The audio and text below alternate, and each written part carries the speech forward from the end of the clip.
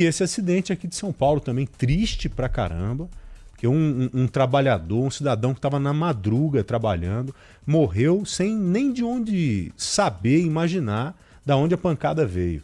E atrás ali vinha um cara conduzindo um carro importado, uma Porsche, que ao que tudo indica, pelo menos pelo que vi na imagem, vinha em alta velocidade, né, Guilherme? Alta velocidade, as imagens ali mostram com certeza o veículo desse motorista de aplicativo, um Sandero numa certa velocidade, e esse Porsche vindo atrás completamente muito mais rápido do que esse Sandero, atingindo em cheio a traseira desse Sandero. Para quem está acompanhando a nossa live agora neste momento, vai acompanhar o vídeo dessa colisão, e para quem está no rádio a gente descreve.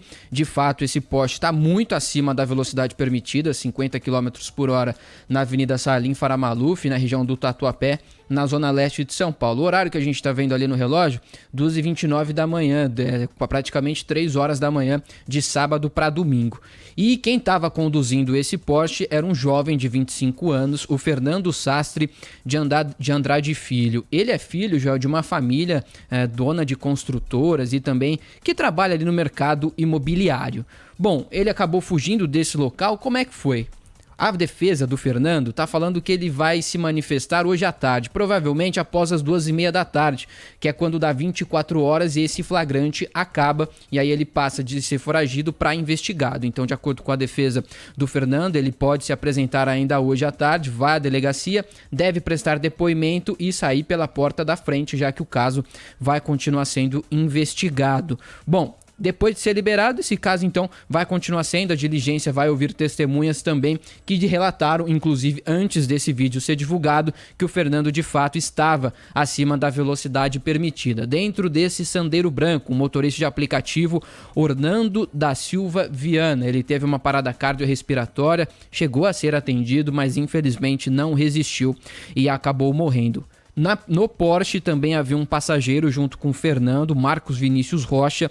Ele foi atendido e levado para o hospital. A gente não tem informações sobre o quadro de saúde dele. O Fernando também ficou ferido, mas quem resgatou não foram os bombeiros.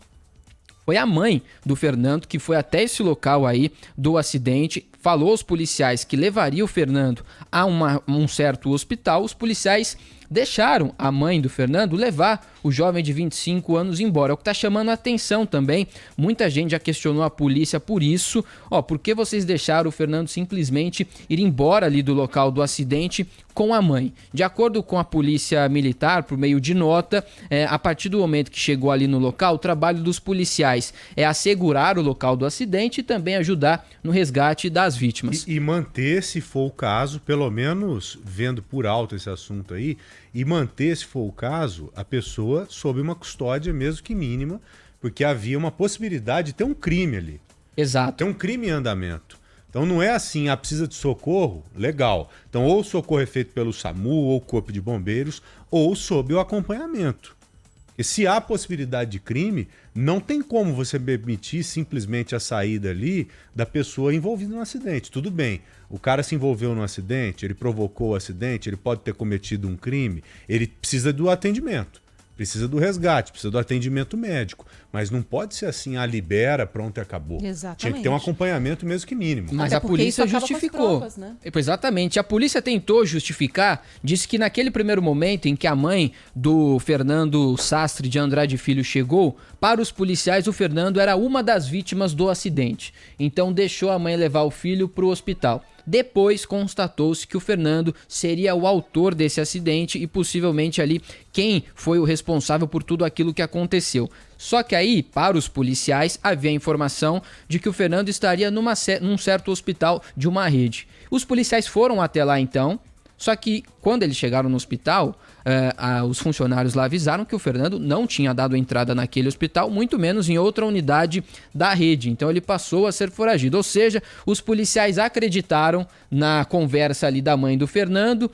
Num primeiro momento achavam que ele era uma das vítimas. Depois que constatou-se que ele seria o responsável pelo acidente, foram atrás do Fernando. E aí ele não estava mais, passou a ser foragido. Mas agora a defesa está dizendo que ele deve se apresentar. Como esse flagrante vai passar, ele está foragido, ele vai sair mais de foragido, não vai ser mais foragido, vai passar para investigado. Ele é considerado foragido? Até que dê 24 horas, sim. Mas a defesa já deu a informação que ele vai se apresentar, então os policiais estão aguardando. Porque se ele chega na delegacia dentro do período de horas que é considerado flagrante, vai que chega lá, os policiais falam, esse cara é culpado. Eles podem determinar a prisão em flagrante. Sim. E aí tem todo aquele processo, né? Prende, aí passa por audiência de custódia, etc e tal. Se ele chegar na delegacia depois do flagrante, a polícia tem que acionar a justiça para prendê-lo. Então o processo é muito mais lento, é diferente. Não é à toa que esses caras fogem e se apresentam depois de 24, 48, 72 horas. Trouxa somos nós. Exato. Ele tá tentando fugir do flagrante para fugir dessa prisão que pode ser feita imediata na delegacia. É um cara que tem uma Porsche, se não tivesse Porsche, se não fosse rico, não teria um carro desse. Mais de R$1 milhão. Então é um cara que tem dinheiro, tem estrutura, está muito bem amparado, juridicamente falando, com uma equipe de advogados que certamente está fazendo esse tipo de orientação e condução do caso. Quer dizer, se o cara bebeu ou não, nós não saberemos mais.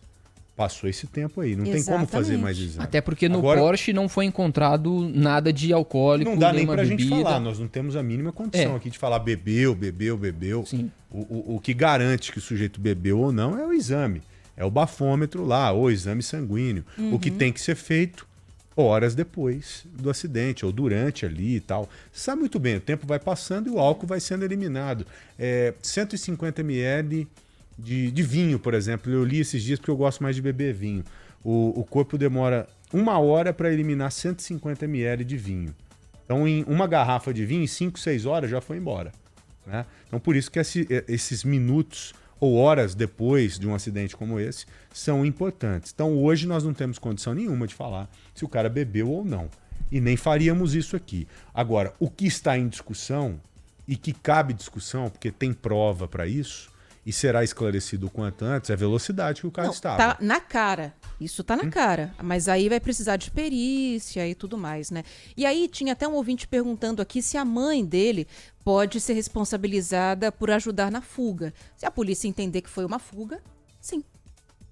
E aí outro Eu acho ponto... até que uma mãe, ela chega numa cena daquela e vê o filho e fala, vamos pro hospital. Acho que seria a primeira reação, né? Agora, o problema é deixar isso acontecer sem qualquer tipo de acompanhamento.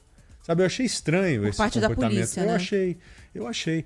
Precisa de socorro, vamos pro hospital e tal, mas empenha uma viatura. Até porque o passageiro do Porsche que estava com o Fernando foi levado ao hospital pelo SAMU. Então, só o Fernando, que a mãe dele levou ele embora. O passageiro, o amigo do Fernando, foi levado pelo SAMU ao hospital. A gente sabe de onde eles estavam vindo?